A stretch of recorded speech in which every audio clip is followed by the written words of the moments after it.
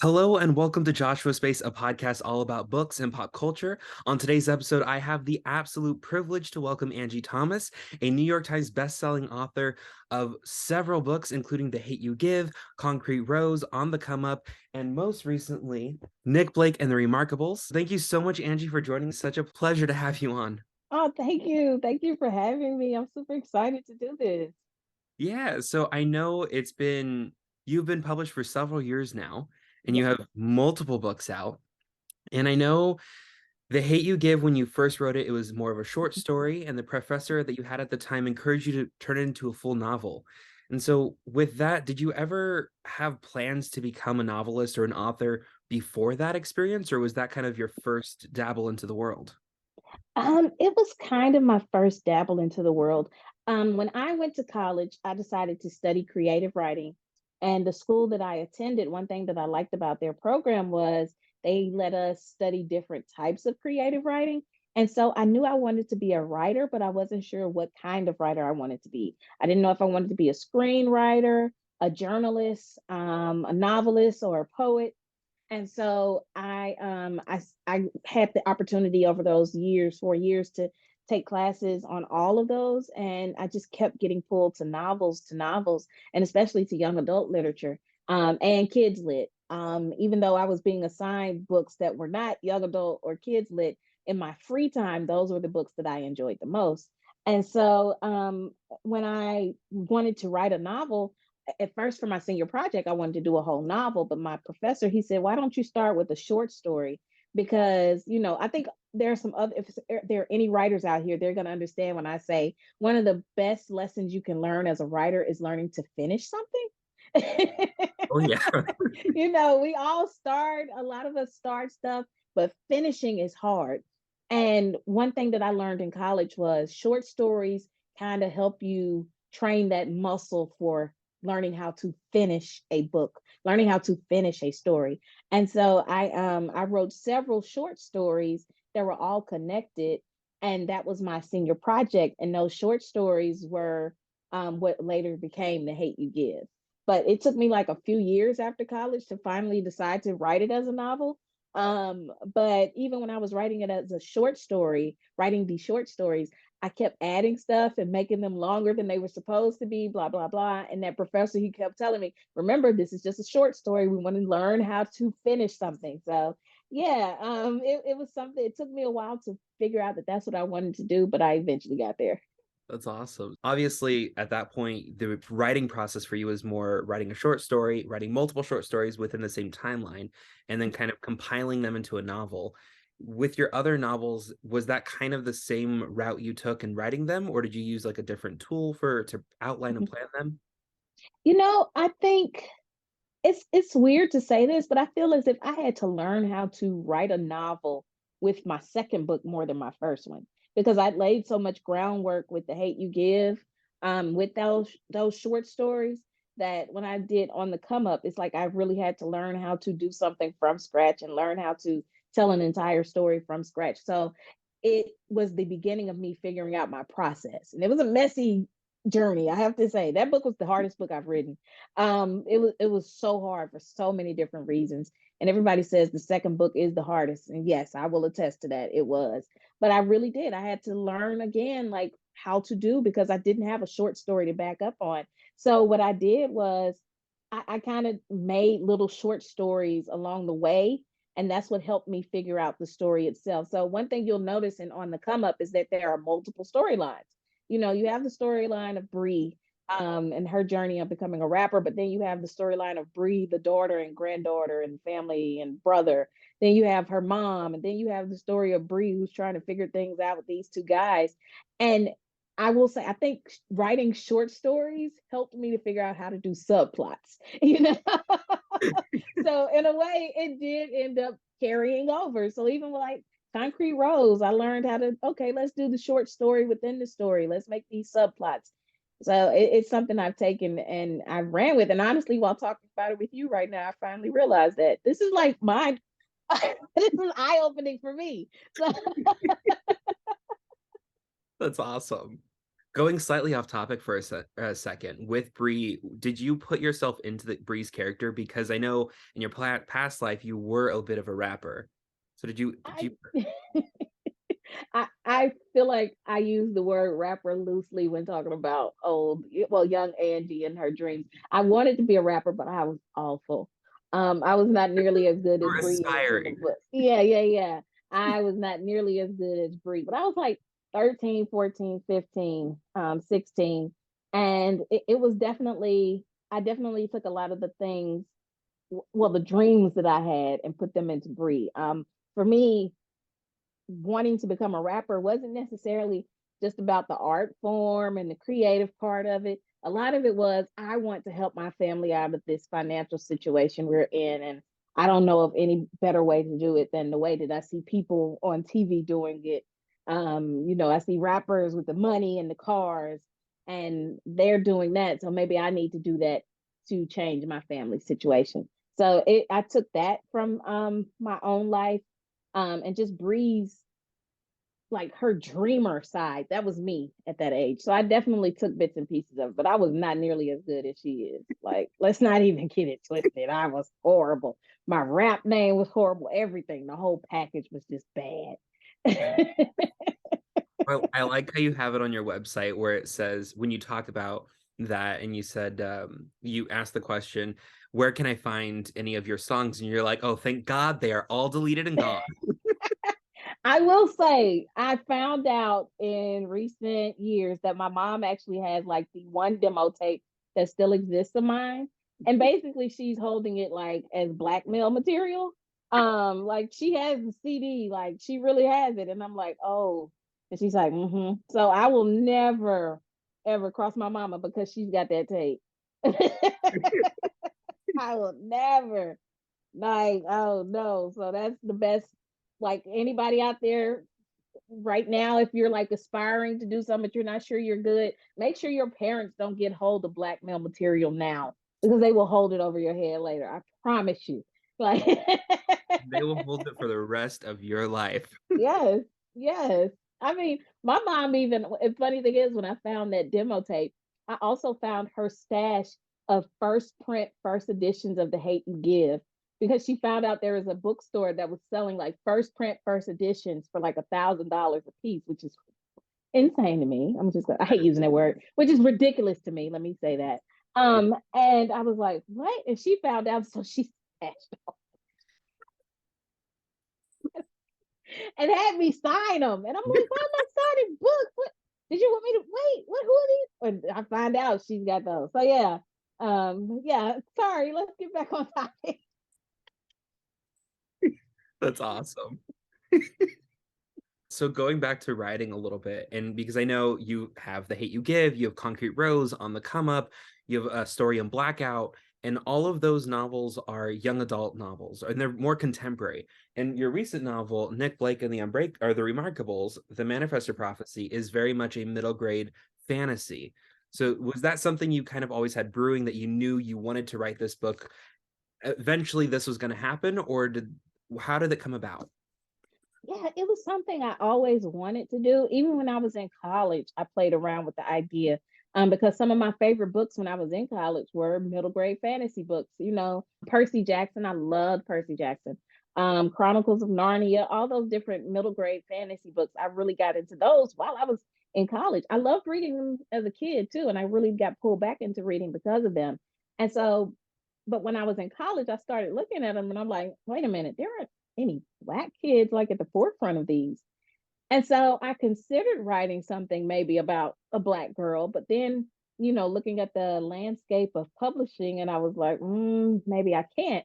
So when I got out of college, even though I wrote The Hate You Give first before I graduated, the first book I tried to get published was a fantasy book about a little white boy. And it was rejected like 300 times.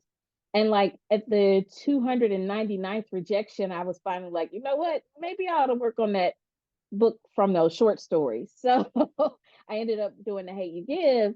And one thing about The Hate You Give, and also the work that had been done by so many people in publishing, like we need diverse books. and so many advocates, and even an essay written by Walter Dean Myers calling out the lack of diversity in children's literature. That all of those things, plus The Hate U Give, showed that not only do we need diverse books, but diverse books sell. Diverse books can find an audience. Diverse books, are for more than just the people who look like the character on the cover. So the success of that really helped change publishing in some ways, but it also showed me that, wait a minute, I can write about the Black girl like I wanted to do all along. So in 2020, the world was totally normal. Oh, completely. Nothing. Nothing happened 2020. Such an uneventful year. But I had a hard time just sitting down trying to write contemporary YA. I just finished Concrete Rose, and it was set in 1998 and 99. So I didn't have to deal with the pandemic writing it. I didn't have to worry about that. But then when I finished it, I was like, okay, how do I write a book set during COVID? Like, if these characters want to kiss, should they have a COVID test first? Do you go on a first date over Zoom? How do you do that? And I'm like, I don't want to deal with that. And I'm thinking to myself, if I don't want to deal with it, I'm sure kids don't want to deal with the real world stuff either. So I just felt like the perfect time to finally write the story, the middle grade fantasy book that I always wanted to write. So yeah, it's something I've wanted to do for a long time, and I'm glad that I'm able to do it now. And it's been a joy. It's been so much fun, and I think that as a writer, that's what you want. You want those stories that are fun to write, and this one definitely has been. Yeah, no, and I think especially recently there's been such a push for diverse middle grade fantasy that it's Yes. amazing to see. Absolutely. I'm so happy too, because little Angie would have just loved all of these books that are out there now, like Amari and the Night Brothers, the Marvelers, so many different ones out. She would have loved that. And so I just wanted to add to it, because there are so many great options out there. So it's a great time to be in kids lit, period. Yeah. And so because you wrote it during pandemic, how did that affect, I mean, obviously it affected you in the sense of wanting to switch gears from contemporary to fantasy, but did it affect your writing process in any way? I would say a little bit. But it was more like having to expand my writing process. And what I mean by that is, um, even with my contemporary novels, one thing I'm proud of, it's not me trying to brag or say I'm good at it, but one thing I am proud of is that in my contemporary novels, I kind of built this world. You know, The Hate U Give, On the Come Up, Concrete Rose, they all take place in the same neighborhood. And so I got to build this world, do a lot of world building, build this neighborhood, and have threads that connected throughout all three stories, for this place to make it feel like a real place. And so with my process with this middle grade, I suddenly had to build the world even more. I have to build my magic system. I have to figure out the rules. I have to, figure out what does and doesn't exist here. How do things work? And so the work that I'd done with my contemporary novels kind of prepared me for that. And also in knowing too how to hopefully make things feel real. Because even though it's a fantasy book, you still want it to feel realistic to a degree. Like, okay, yes, people are flying, but we gotta have a logical explanation for it. So I would say with my process, I just really had to learn to expand it. Learn to expand the process, learn to expand my world building gears in my brain. And then too, figuring out my characters, and also reminding myself that the process can be the same, because I kind of went into it thinking, oh, I gotta change my entire process. But no, because at the end of the day, I'm still writing about a kid who wants something, whose world has been turned upside down, inside out, and she has to figure out a way out of it. Same thing happens with Star. Same thing happens with Breeze. Same thing happens with Maverick. So it's no different with Nick. It's just adding the fantasy elements in. Nice. Because I know you had written a fantasy story with a white boy. Did you Mhm. take anything from that story into the story and try and like fit it in at first, or did it continue to go through, or how did that go? Here's what I did. The only thing I really took from that was I made that book a successful book series in the book. So if you read Nick Blake, You'll remember that Nick and her best friend JP, they are huge fans of this Stevie James book series about this kid. This is a fantasy book series. And that was the fantasy book. Basically, that was the character that I wrote about, and that book got rejected. So I just took that and, and I made it like a book series in the book. So Awesome. So you made a little Easter egg. there you go. Yes, absolutely. That's awesome. So with the fantasy story, did you come up with the magic system first, or did you come up with the story and the characters first? Ooh, it was definitely the characters first. The funny thing is, Nick Blake, she was a side character in that original thing, which is when you think about it, it's sad that as a black woman, I thought I had to make a black girl the side Yep. character because I thought that was the only way a story like that could get published. I thought, because that's what publishing told me for so long that I had to be a side character. I couldn't be a main character. Yep. But I loved her so much, and I always was like, you know what, I want her to have her own book. So I decided to give her her own book. So she was like, she's been in my head since the beginning. I've known so much about this character from the get go, and it was just a matter of figuring out the system, the magic system, the world, and the people around her. And the funny thing too is her name was Nick before I met one of my best friends, Nick Stone. So it was kind of funny how that worked out. But yeah, she came to me first, and from there I built the world kind of around her. That's awesome. Pivoting just for a second, because I know we talked about the publishing industry and how much it's grown. I mean, it still has a very long way to go, but how much it's grown even in the past 5 or 10 years with diversity. And like I know at the LA Times Festival of Books, there was a panel with Tahira Mafi, and she had mentioned that when she first published her series Shatter Me, the first I think 2 or 3 books, she didn't have her profile picture in the book because she felt that if someone picked up her book and saw her, they wouldn't read it just because of the way she looked. And to me, that broke my heart. And I Yeah. think that it's devastating that so many people feel that way when it comes to writing and comes to publishing, that we either need to be a side character or not show our face or however. And I think that one, that's devastating. Two, it's changed a lot. But have you noticed I mean, being in the industry, have you noticed the change at all? Like, have you felt it kind of from the inside more than like just seeing it from the outside? Because obviously, I don't have a book published. I'm more of a writer, a reader, and so I'm only seeing it from the outside. Mhm. I'm seeing some changes, but I'm not seeing the kind of changes I want. Yeah, I feel as if some of the changes we've seen in publishing have been done so that it looks as if there are changes happening, and there's still so much work to be done. The numbers don't lie. There still aren't nearly enough books being published about children of color, about LGBTQIA children, about disabled children. There still aren't enough. And there needs to be more, but also, in publishing itself, the people who are making the decisions need to also look a bit more like the actual world. We need to see more Black editors. We need to see more Black execs in publishing. And I think too that there's still this. I will say, for me, I know I'm privileged because of the success of my first book. But there are so many authors of color who aren't getting the push from their publishers that they should. There's so many books that are being going unnoticed. There are so many books that are being forgotten. And people are not getting there. It still at times feel as if there are a lot of diversity hires just for the sake of.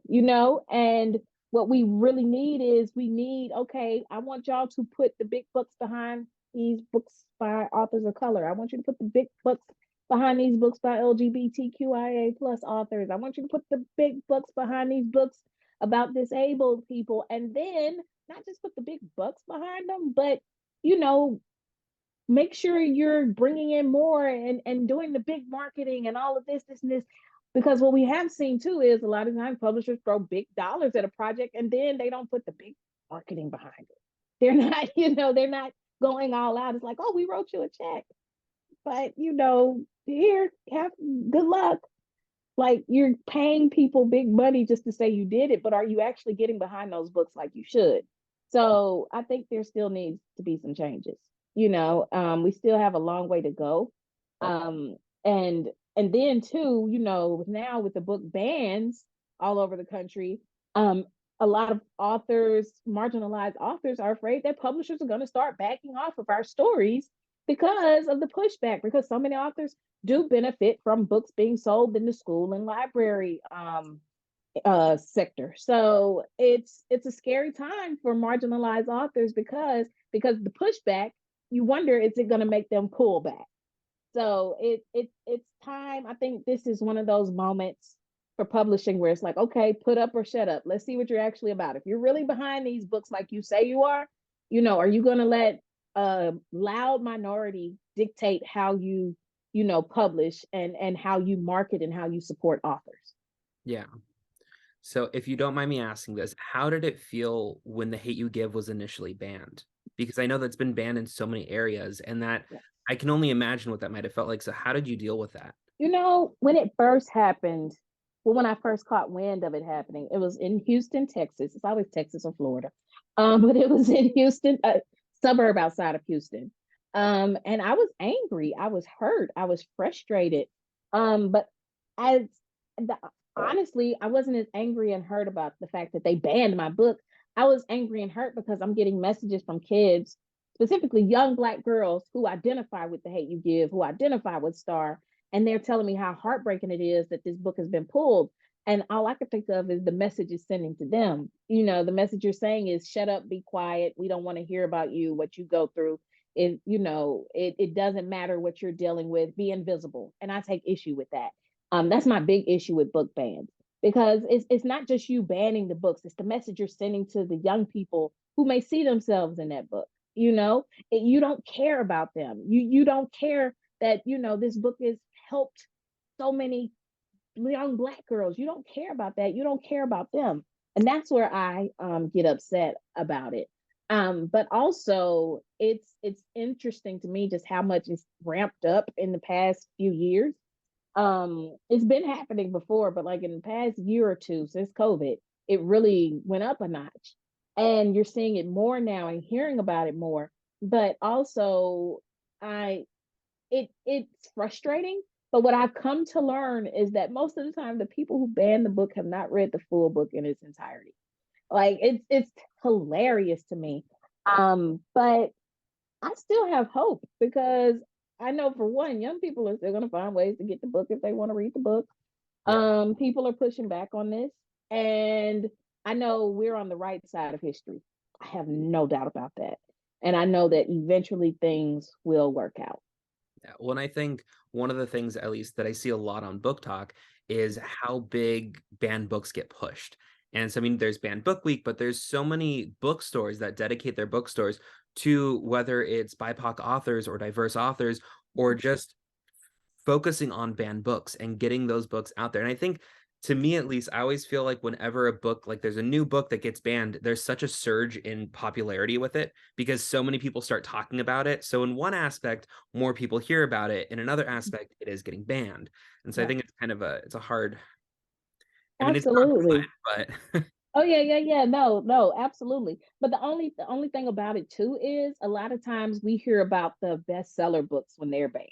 We don't hear about the quiet books that have been banned. You know what I mean? And okay. that means that those books get pushed to the side. We don't necessarily see them mentioned in the articles, but those authors are being affected. It's frustrating. But also too, it's expected from people who don't want to take the time to understand anybody unlike themselves, who don't see people unlike themselves as people. This behavior is expected. But what I want to see more of is, I want to see more people being just as loud about keeping books in schools as these book banners are about taking them out. Yeah.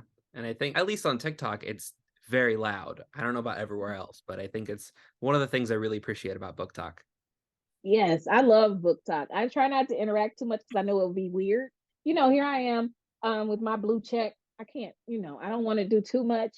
But I love book talk. One of my favorite success stories with book talk is Adam Silvera. Adam is one of my dear friends. I love Adam. I've known Adam for a long time, and I know how hard Adam has been going at this, how long Adam has been doing this, and suddenly book talk just went wild over his book.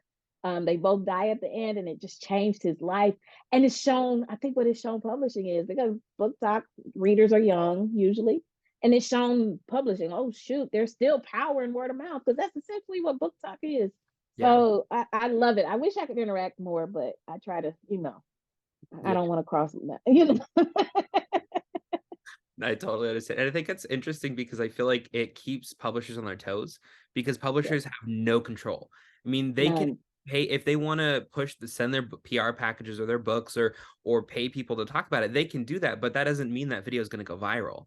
It's just by chance. And so they can put all this time and energy in this book and all of a sudden this other book just goes viral and it sells out and they're scrambling because they weren't expecting it to do anything. And I think Absolutely. it's so much fun to watch.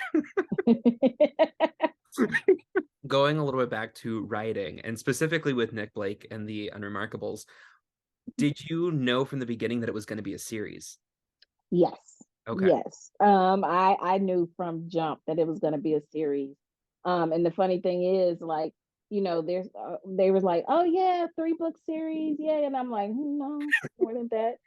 So my plan is, we get 3, maybe 4 middle grade Nick Blakes, and then we get young adult Nick Blake. Nice.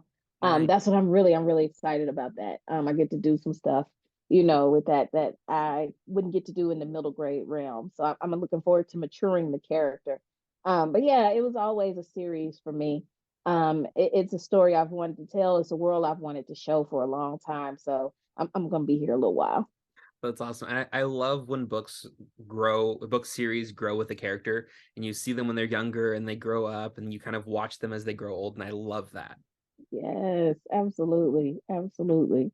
Yeah, so because it is still a series, is the idea to make it very much a series where you read books 1, 2, 3, 4, or are you going to make it a little more kind of standalone where you are able to jump into different areas? Ooh, I think it'll be more of a it's preferred if you read 1, 2, 3, and 4, but if you jumped in at 2, 3, you'd still be okay. That's the goal for me. We'll see if I actually pull it off. But yeah, no, that's the goal for me, because you just, with a reader, you never know where somebody may pick up and where they may start. And as a writer, you want to make sure that you're giving them what they need to to keep up with the story, but also to immerse them in the world without worrying too much about what previously happened. So yeah, I want to make it so you can read them in order, but if you just start at 2 or 3, it's fine. It should be fine. Yeah. I like when books, I think it's always interesting how some books you can easily jump into the second or third. Because I've done that where I have not realized that it's not the first book or even that it was a series. And I'm like, Mhm. oh, this is a fantastic book. And I'm like, oh, there were 2 books before this. Yep, absolutely, absolutely. I only in recent years found out that one of my favorite childhood books was part of a series. I had no idea. Roll of Thunder, Hear My Cry by Mildred D. Taylor. It was like my favorite book as a kid. I had no idea it was a series. And I think there was a book before Roll of Thunder, and I was like, wait a minute, what? So yeah, no, I've definitely dealt with that with books. Yeah. So have you reread that series recently or like in the past several years? I reread Roll of Thunder, Hear My Cry. I actually got the name Maverick from that book. But I haven't read the series. Yeah. I'm like, I'm going to. I'm going to. I will. I will. But yeah, I haven't yet. That's awesome. So there was one other question that I had that's a little bit off topic, but I think in the times we're living in, it's very on topic. When it comes to AI, artificial intelligence, we're seeing the WGA is currently on strike when it comes to, I mean, obviously they're on strike for a multitude of things, and one of the things is AI and AI writing.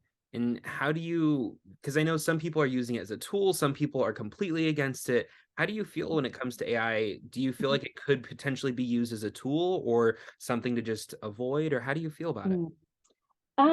I think we better get a hold of it and figure out if we're going to use it, if it's going to become part of our lives, we need to figure out to what extent early on, before it becomes too wild. With writing, I think somebody said something earlier on Twitter that really stuck out to me, and it was, people need to ask themselves, do you want to be a writer or do you want to say I have written? Because there's a difference, you know. Are you in it to say you did it, you got a book out, or do you actually like the process? Because I don't trust AI to write complex emotional stories, at least not yet. And it could be at a point that it does, but I think there's something we want to maintain the humanity of our stories and not give that up to a machine. We've given so much to machines. Can we please, keep something human? And so, but I think it can be a useful tool. It's just a matter of how we use it. I never want to be one of those people who's like, oh, that's new technology, blah, blah, blah. If there's a way we can use it, to help, then so be it. I will use it to create storylines for my Sims, but not for my book. I'll Exactly. use it for the Sims 4, but not for my book. I feel like I'm cheating my readers if I do. But it's going to be interesting to see, and it's going to be interesting to see how the industries, both Hollywood, and publishing, respond. Because you say you value creatives, you say you value people in our work, show it, or are you going to use this new technology as an easy way out?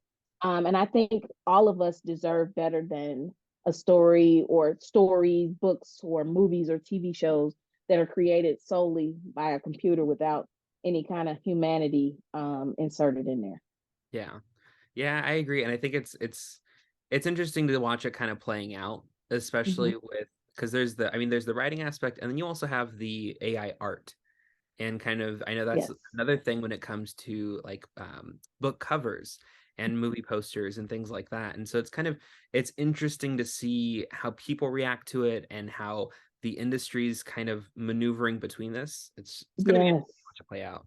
Yeah, and it burns me to know that there are authors out there who are using AI for book covers. It's like, do you want AI writing your book? No, then pay a freaking artist, an actual artist, and don't use AI for a book cover. We want our Yeah. work to be respected. So respect an artist's work. I'm so grateful for all of my cover artists because I promise you, I don't have a lick of drawing talent in me. I can only do stick figures.